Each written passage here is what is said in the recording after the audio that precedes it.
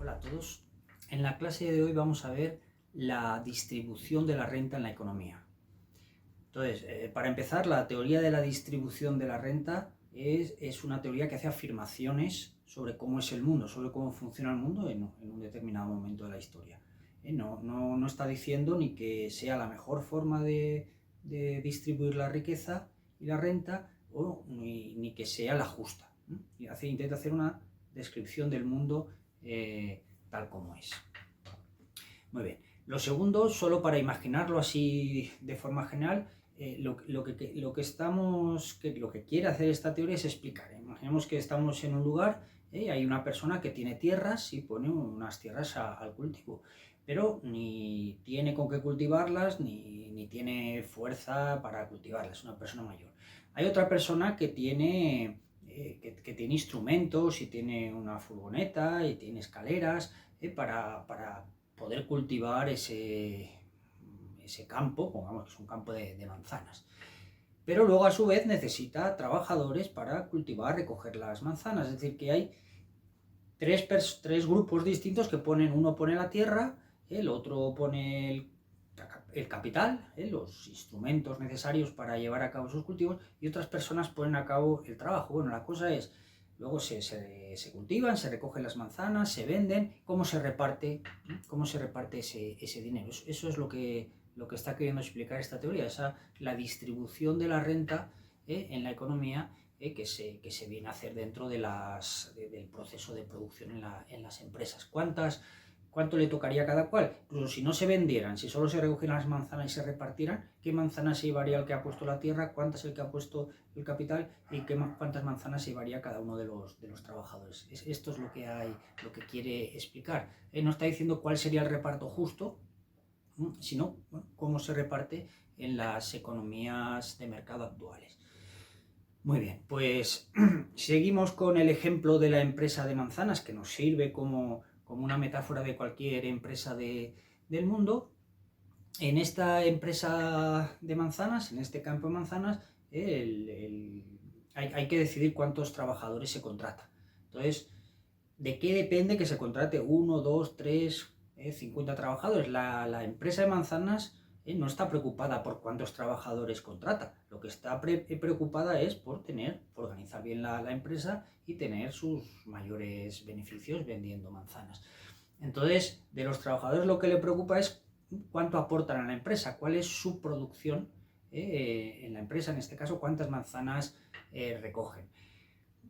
Pongamos que el primer trabajador recoge 10 kilos de manzanas, que el segundo trabajador recogiera 8 y que el tercero recogiera 5. Sabemos que esto ocurre, cada nuevo trabajador recoge menos manzanas por el producto marginal decreciente, en inglés diminishing return, es decir, que cada nuevo trabajador adicional, como tiene que irse más lejos a recoger manzanas, a peores manzanos, compartir parte de los instrumentos de recogerlas, pues va siendo menos productivo. Esa es la palabra clave.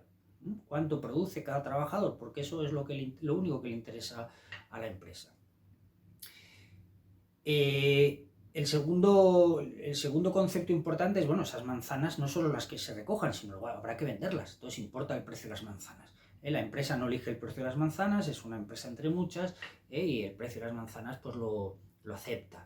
Y si el precio de las manzanas fuera 10, pues entonces, ¿cuál es el valor del producto que aporta cada trabajador? El primer trabajador aportaría un producto, ha recogido 10 kilos, por 10 euros se vende cada kilo, de 100 euros. El segundo trabajador aportaría a la empresa, este es el concepto clave, el valor de su aportación, el valor de su producto a la empresa es de 80 y el tercero sería de 50.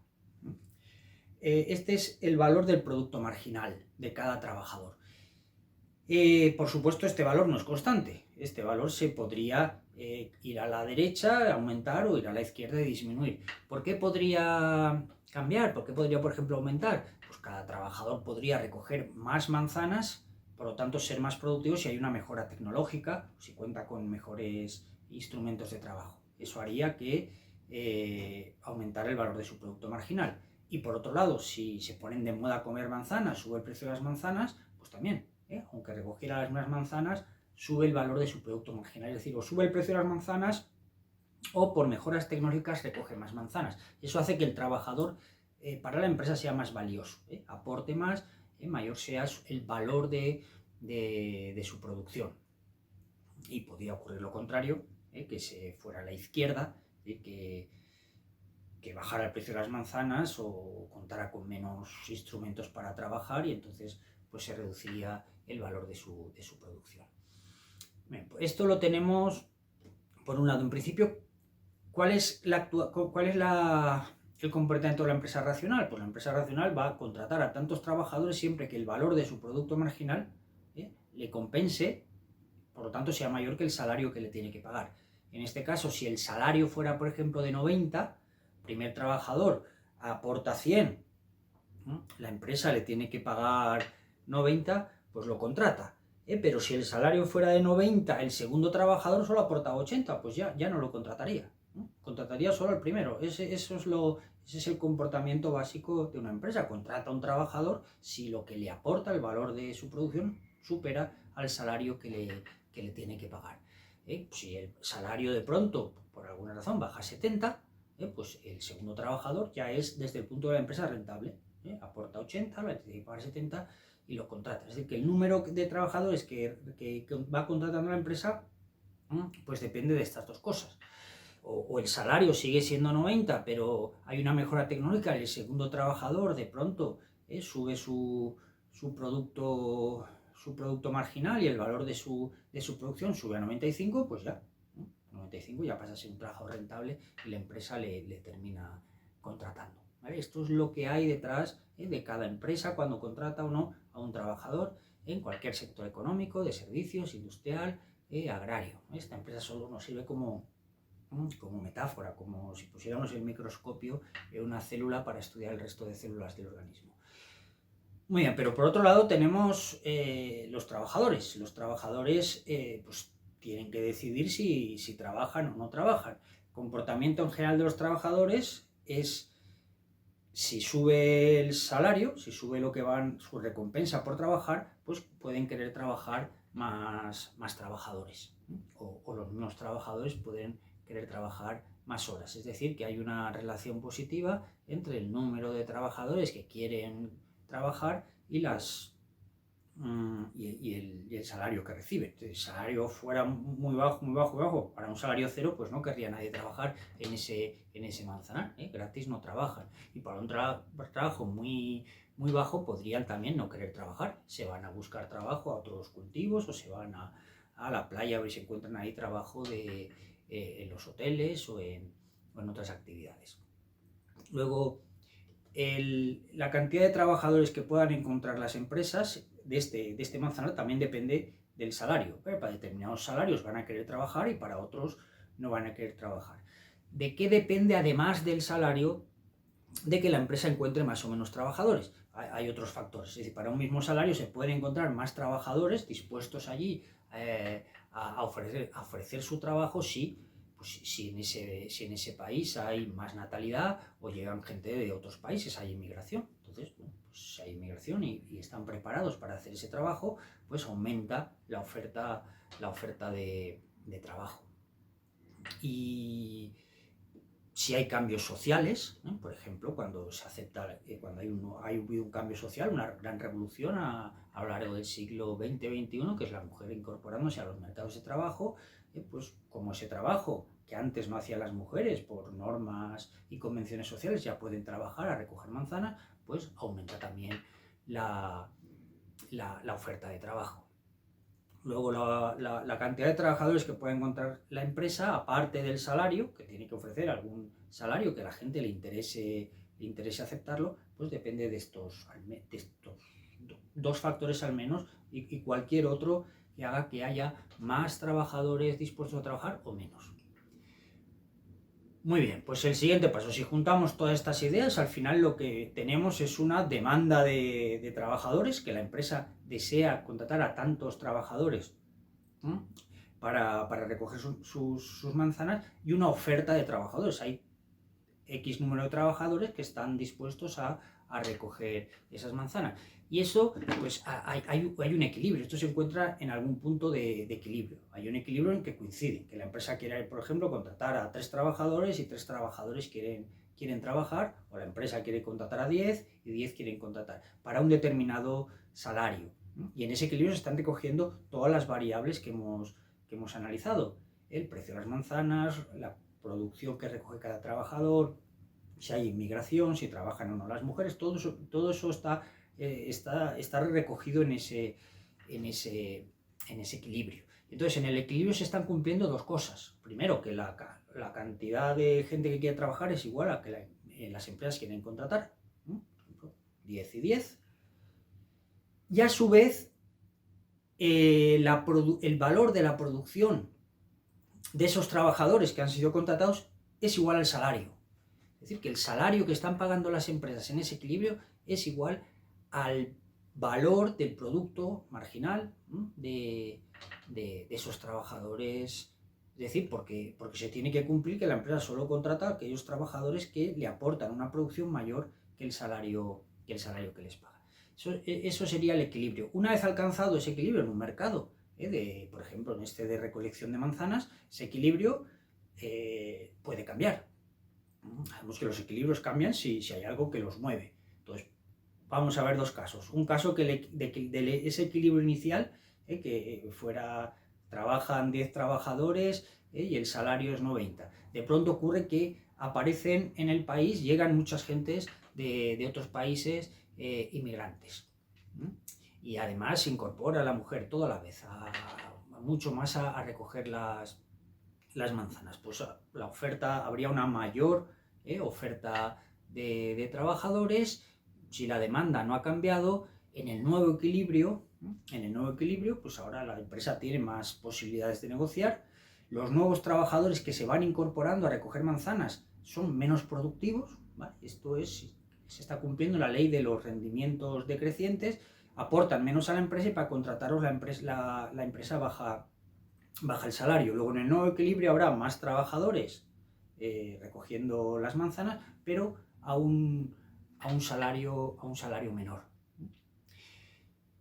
Otra posibilidad, partiendo de un equilibrio inicial, que se contrata a 10 trabajadores a un salario de 90, hay nuevos descubrimientos tecnológicos que permiten recoger las manzanas mucho más rápido. Entonces los trabajadores se benefician de eso, son más productivos, la demanda de trabajadores por lo tanto se va a la derecha, que está reflejando este hecho. Y habrá un nuevo equilibrio, que las empresas en este caso contraten más trabajadores, pero pagándoles un salario más alto. En el nuevo equilibrio, como los trabajadores son más productivos, gracias a este avance tecnológico, el salario que reciben está en proporción y sube también. Y se contrata más trabajadores.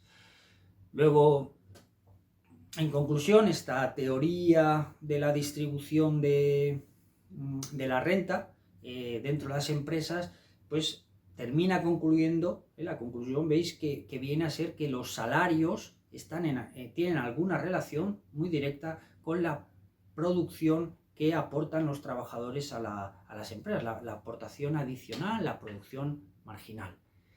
Y esto se corrobora con los datos de los países.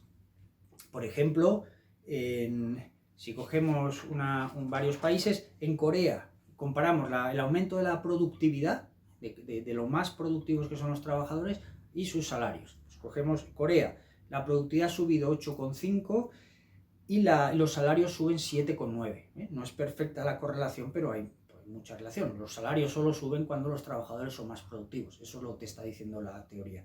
Para Japón, la productividad ha subido 3,9 y los salarios un 2. Hay relación. En Estados Unidos la productividad 1,7 y los salarios 0,5. Ahí se aleja más, pero por lo menos hay una correlación positiva. En Brasil la productividad ha subido 0,4 solo y los salarios han bajado ya 2,4. Y en Argentina la productividad ha bajado 0,9 y los salarios han bajado 1,3. Es decir, que no es perfectamente, la relación no es perfecta, pero sí que hay una relación entre salarios y productividad de los trabajadores, que es lo que te viene a decir esta teoría. Muy bien. Y por último, además de los trabajadores, habría que repartir lo que se producía de manzanas también con los propietarios de la tierra y los propietarios del capital. Entonces, con la teoría del capital, pues ocurre algo parecido, la lógica del análisis es parecida. Si el que pone la tierra, por alguna razón, las tierras son mejores, son más productivas, hacen mejores y más cantidad de manzanas, pues se va a llevar una mayor parte de la producción. ¿Veis que esto es justo o es injusto? Es que es difícil, no tiene que ver con la justicia, tiene que ver más bien con el azar. Si uno hereda unas tierras que son muy productivas, pues se llevará una mayor parte de la renta de esos cultivos. Si uno tiene un pequeño terrenito de cara al mar y de pronto esos terrenos se ponen de moda ese lugar y eso se puede hacer una casita, alquilarla para turistas, y además hay buena pesca, pues todo eso sube de valor. Lo que viene a ser sube de valor, y si sube de valor, pues por esas tierras puede obtener mucho más dinero. Y con el capital, pues pasa algo parecido. Si uno tiene una fábrica y esa fábrica produce algo, y hay unos inventos tecnológicos que permite que esa fábrica pueda producir más, pues esa fábrica tiene mucho más valor. Y si además lo que produce se pone de moda y sube su precio, pues esa fábrica va a tener más parte, va a ser más productiva y va a tener más parte en el reparto de lo que venda, cuando se reparta entre trabajadores, que tiene la fábrica y el que ha puesto la tierra donde se ha fabricado, donde se ha construido la fábrica.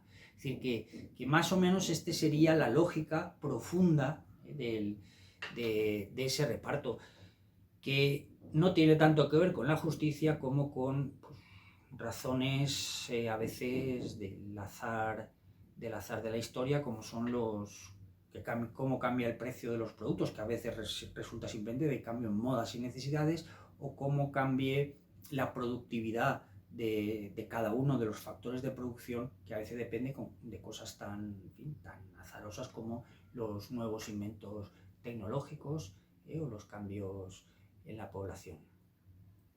Muy bien. Entonces, en conclusión, tenemos una teoría, se llama la teoría neoclásica, que intenta describir el reparto de la distribución natural que se hace entre trabajadores, propietarios de los recursos naturales y propietarios del capital y de las empresas. Segundo, que es una teoría que describe el mundo, intenta describir por lo menos el mundo, interpretarlo tal como es, no intenta decir si ese reparto viene a ser justo o injusto, o debería realizarse de otra forma. Y tres, que la misma teoría, la misma lógica que sigue la teoría, no sirve para los trabajadores, es decir, los salarios, el capital, lo que obtenga el capital, los beneficios, y lo que obtengan las tierras por la renta de las tierras. Muy bien, pues hasta la próxima clase.